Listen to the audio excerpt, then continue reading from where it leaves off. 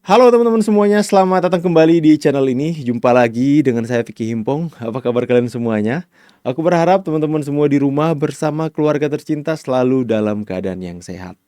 Kita akan kembali lagi membuka ruang diskusi publik untuk mencerahkan kita semua. Kita menjadikan ini sebagai bahan pembelajaran kita semua untuk bagaimana kita menyikapi soal informasi-informasi atau berita-berita yang beredar di sosial media. Bagaimana cara menyikapinya. Jangan keburu mempercayai sebuah pemberitaan, ujaran kebencian yang belum jelas data dan faktanya. Kita sama-sama belajar, sama-sama membuka ruang diskusi publik atas video-video yang akan saya tampilkan, sama-sama kita saksikan sebentar teman-teman.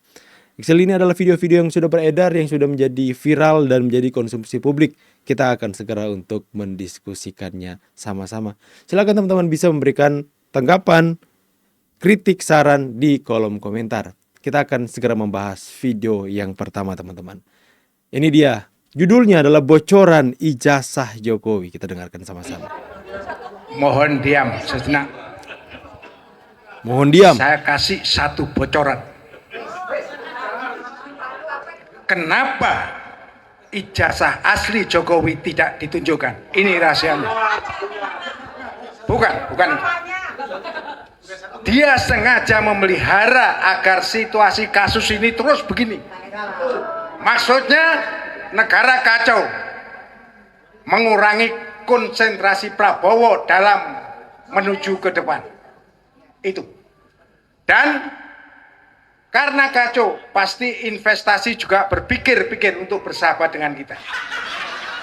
Dan yang paling penting, dia ingin membandingkan pemerintahan Prabowo ini jeblok.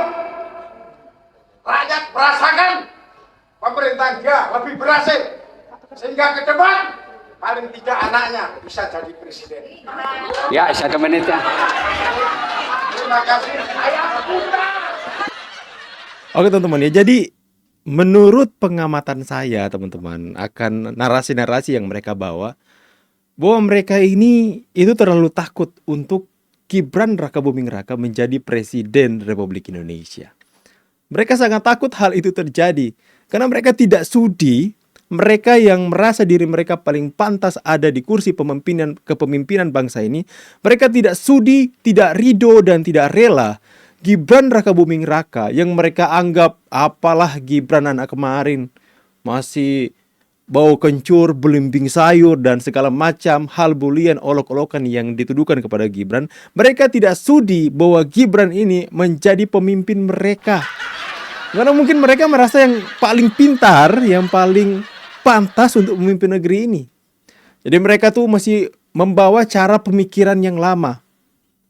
Mereka masih berpikir bahwa yang tua-tualah seperti Pak Amin Rais. Sorry teman-teman ya. Mungkin mereka berpikir bahwa tidak pantas anak muda memimpin negeri. Di era yang semakin modern ya, perkembangan AI yang begitu pesat, yang sangat luar biasa, yang begitu cepat perkembangannya, itu tidak mungkin. Tidak mungkin di era yang semakin modern ini, itu Anda Pak, seperti Bapak bisa menguasai dengan cepat atau menyesuaikan diri untuk bagaimana bisa mempelajari hal itu. Tentu saja anak muda akan lebih cepat mempelajarinya. Bukan saya membandingkan cara berpikir yang tua dan yang muda. Ya, yang tua kita banyak bisa mendapatkan wejangan, bimbingan, nasihat. Akan tetapi soal bagaimana untuk menyesuaikan diri dalam perkembangan teknologi di era yang semakin modern ini, tentu saja saya pribadi akan percaya kepada pemimpin muda teman-teman. Karena akan banyak inovasi, akan banyak bisa cepat untuk menyesuaikan. Tapi kembali lagi dengan narasi-narasi yang dibangun oleh orang-orang ini teman-teman. Rizmon Sianipar, mereka itu sangat takut Gibran akan menjadi presiden. Tapi toh Pak, ketakutan kalian itu tidak akan jadi kalau rakyat tidak memilih. Gibran tidak akan menjadi presiden kalau rakyat tidak memilih. Makanya silakan, tidak ada salahnya mereka membangun asumsi, ya, Mereka membangun narasi-narasi mereka kepada masyarakat, mengatakan seperti ini, seperti itu, Pak Jokowi melakukan ini, melakukan itu dengan sengaja agar supaya itu mengganggu pemerintahan Pak Prabowo dengan tujuan Gibran menjadi presiden. Silakan, itu hak-hak mereka juga, teman-teman. Tidak ada yang salah dengan itu.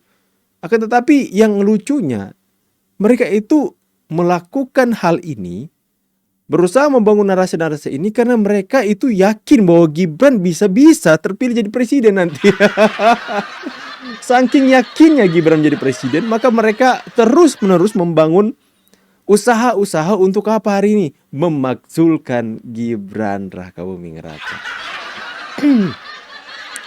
Pak, sekali lagi saya katakan, Gibran tidak akan terpilih menjadi presiden tanpa rakyat memberikan suaranya.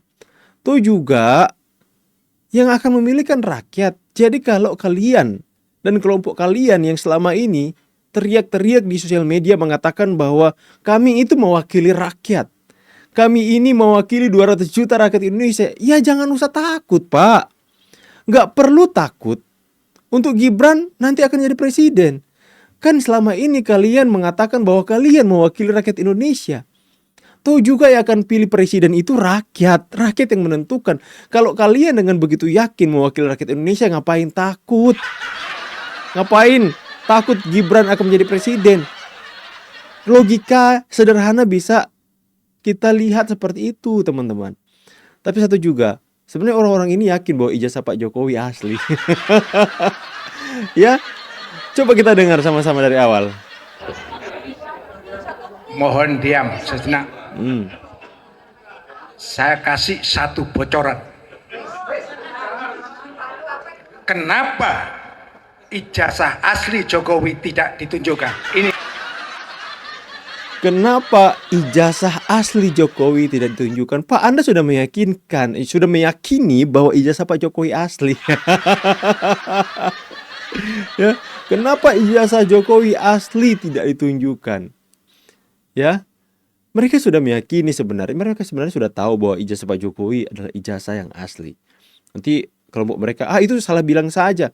Saya percaya kalau ada Roy Suryo di situ, pasti Roy Suryo akan interupsi dan ralat itu tuh. Pak, ijazah palsu ya Pak, bukan ijazah asli. Pasti akan diinterupsi, akan diralat, teman-teman ya. Apakah mereka ini sudah memiliki keyakinan atau mereka sudah tahu lah bahwa ijazah Pak Jokowi itu asli, tinggal ditunjukkan. Akan tetapi karena ketakutan, ini mungkin ini keyakinan saya, teman-teman ya. Ketika mereka memiliki ketakutan bahwa Gibran akan menjadi presiden, maka mereka harus terus berusaha membangun narasi agar supaya Pak Jokowi dan keluarganya ini terlihat itu begitu jahat, haus kekuasaan, sehingga ingin menguasai negeri. Itulah yang mereka mau bangun hari ini. Selama itu masih pada realnya, sesuai dengan yang dijamin konstitusi atau undang-undang apa yang mereka katakan soal kritik dan apapun itu, teman-teman, silakan saja. Akan tetapi Pak, kembali lagi, rakyatlah yang menentukan. Kalau Anda yakin dan kelompok Anda yakin bahwa kalian bersuara mau memaksulkan Gibran hari ini mewakili rakyat, gak perlu takut, Pak. Itu saja yang mau saya bilang, gak perlu takut. Kita next saja ke berita selanjutnya, teman-teman. Rencana jahat. Nah, ini yang selalu Ahmad Kosinudin yang selalu bersuara mewakili rakyat Indonesia. Jadi gak perlu takut lah, Pak. Joko Widodo kubu Solo untuk memecah belah. Ya kasarnya beginilah, lu kan udah gua kasih SP3. Kerja lagi lo, kalau enggak SP3 lu gua cabut. Toh laporin noh. Karena saya memang kalau kawan-kawan dinilai menjadi batu sandungan bagi kubu Solo untuk menghentikan kasus ini. Karena memang skenario mereka itu kan kasus ini berhenti dengan cara damai. Oke. Sehingga tidak perlu sampai ke pengadilan, tidak perlu menunjukkan bukti. Jokowi tidak perlu dikuliti di meja sebagai meskipun sebagai saksi ya. Iya. Padahal kan saya di podcast sudah siapkan pertanyaan kan. Bahkan ya seluruh sivitas UGM yang dijadikan saksi pasti akan kita tanyai satu persatu oleh presiden. Skenario itu hanya bisa tidak terjadi kalau terjadi damai, dan mereka berhasil menarik dua. Harapannya yang lainnya bisa Dengan ditarik. kata lain sebetulnya Mas masih percaya bahwa Jokowi ketakutan dirinya akan dikuliti kalau terjadi persidangan. Ya. Dan itu yang membuat dia membuat skenario agar terjadi perdamaian. Jadi beginilah ya, saya membahasakannya pasca SP3 Egy Sujana. itu semacam ada sayembara umum dari Solo. Yang dimaksud Solo adalah geng Solo, yang dimaksud geng Solo adalah Joko Widodo kubunya. Untuk bisa membawa Yang tersangka lain. lainnya ini sowan ke Solo. Siapapun yang bisa membawa ke Solo akan dapat jackpot. Ya nggak tahu apa gitu ya. Saya menduga begitu. Kenapa? Karena pas saat itu semua tersangka itu dihubungi oleh orang-orang yang ada kaitannya dengan mereka.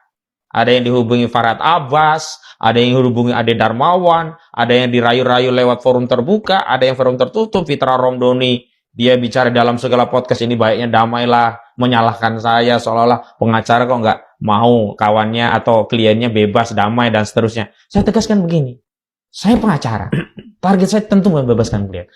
Tapi selain membebaskan klien, saya harus menjaga akidah klien saya. Dia harus bebasnya dengan reputasi yang baik. Rencana jahat Joko Widodo kubu Solo untuk memecah belah. Ya, Bang Ahmad Kosinudin ini suka berasumsi yang tidak-tidak, teman-teman ya.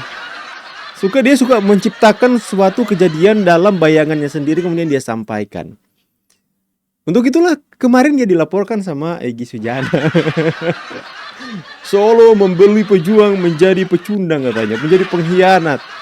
Dilaporkan lah. 2 tuyul ketemu Jenny Iprit kan Roy Suryo, tapi dia mengatakan Solo membeli pejuang menjadi pengkhianat. Sekarang dia berasumsi atau menciptakan sebuah bayangan dalam pemahamannya, pikirannya bahwa Pak Jokowi, lo sudah saya SP3 kan bebas, sekarang lo laporkan. Itu dia katakan dari awal.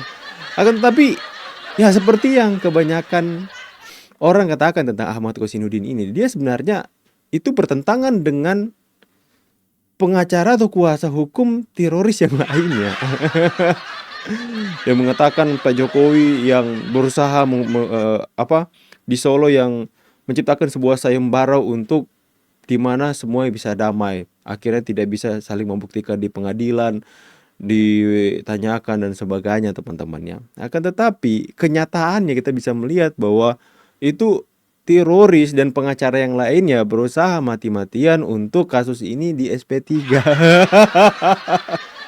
Ya, sampai meminta untuk penyidikan dihentikan. Tujuannya apa? Tujuannya supaya nggak masuk pengadilan. Akan tetapi Ahmad Kosinudin berbicara lain. Kalau Tuan Ahmad Kosinudin sudah bertitah, tidak ada yang bisa membantah. Itu pemahamannya. Dia mengatakan memang pengacara itu berusaha untuk melepaskan kliennya dari jeratan hukum. Akan tetapi kita harus menjaga kaidah dari klien kita. Kalau klien Anda benar, kalau klien Anda salah masuk pengadilan, bui Pak, penjara. Ya, tapi apapun pendapatnya itu nggak ada salahnya juga. Itu hak-haknya dia. Akan tetapi kalau itu benar diperjuangkan adalah sesuatu yang benar. Kalau nanti terbukti mereka melakukan kesalahan, Anda nol win rate kalau gitu. Tidak pernah terus mempertahankan gelar. Nol win rate dalam menangani kliennya. Ya. Karena apapun, saya pikir pengacara seperti Ibu Eli dan Neti itu berusaha mencari jalan tengah agar supaya kliennya itu tidak bisa bisa tidur nyenyak lah, bisa makan yang enak karena sudah terlepas dari status hukum seperti Egy Sujana yang sudah menjadi tersangka kira terlepas. Itu adalah tindakan yang bagus dari Ibu Eli dan Neti, teman-teman. Akan tapi Ahmad Kosinudin, coba kalian lihat, dia terlihat makin gemuk, kliennya terlihat makin kurus. Karena itu, teman-teman, ini karena dia terus-menerus mendapatkan panggungnya dengan memberikan perlawanan, pokoknya harus masuk ke sidang. Sedangkan klien-kliennya berpikir, aduh, gawat nih, mampus gua kalau masuk persidangan, abis. Kalau memang terbukti ijazah Jokowi adalah ijazah asli, dengan 700-an bukti, dengan saksi, ya, habis kalau memang terbukti saya bersalah, saya bakalan dipenjara, ya, saya bakalan ditahan. P21 pun Polda Metro Jaya akan menyerahkan kami menjadi tahanan kejaksaan. Pikiran kan mereka, teman-teman, makin kurus, teman-teman. Sedangkan Ahmad Kosinudin sesuai dengan keinginannya masuk pengadilan, makan enak, dapat panggung. Makin gemuk, kliennya makin kurus.